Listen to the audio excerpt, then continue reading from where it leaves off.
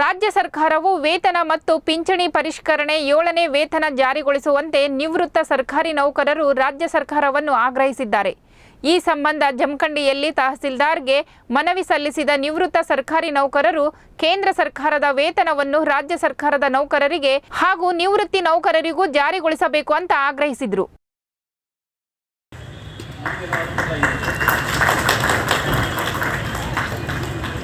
ಉದ್ಯೋಗನಾಗಿ ನಾನು ನಿವೃತ್ತ ನೌಕರರ ಸಂಘದಲ್ಲಿ ಕೆಲಸ ಮಾಡ್ತಾ ಇದ್ದೇನೆ.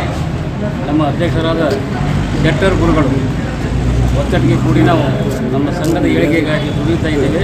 ನಮ್ಮ ಸಂಘದ ಸದಸ್ಯರಿಗೆ ನೌಕರದಾರರಿಗೆ ಇಲ್ಲಿವರೆಗೆ 7ನೇ ವೇತನ ಆಯೋಗ ಸರ್ಕಾರ ಜಾರಿ ಮಾಡಿಲ್ಲ.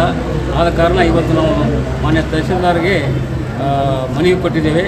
ಮುಖ್ಯಮಂತ್ರಿಯವರಿಗೆ ತಹಸೀಲ್ದಾರ್ ಮಾರ್ಫತ್ ಅವರಿಗೆ ಮನವಿ ಕೊಟ್ಟಿದ್ದೇವೆ. ಆ ಮನವಿಯನ್ನು ಸರ್ಕಾರಕ್ಕೆ ಕಳಿಸಿ ಆದಷ್ಟು ನಾವು ಪ್ರಯತ್ನ ಮಾಡುತ್ತೇವೆ ಅಂತ ತಹಸೀಲ್ದಾರ್ ಸಹಿತ ನಮಗೆ ಆಶ್ವಾಸನೆ ಕೊಟ್ಟಿದ್ದಾರೆ.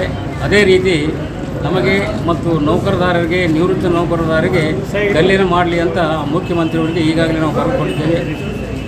ಅದಕ್ಕಾಗಿ ತಾವು ಮಾಧ್ಯಮದಲ್ಲಿ ಕೊಡಬೇಕಾಗಿ ತಮ್ಮ ಅನುಮತಿ.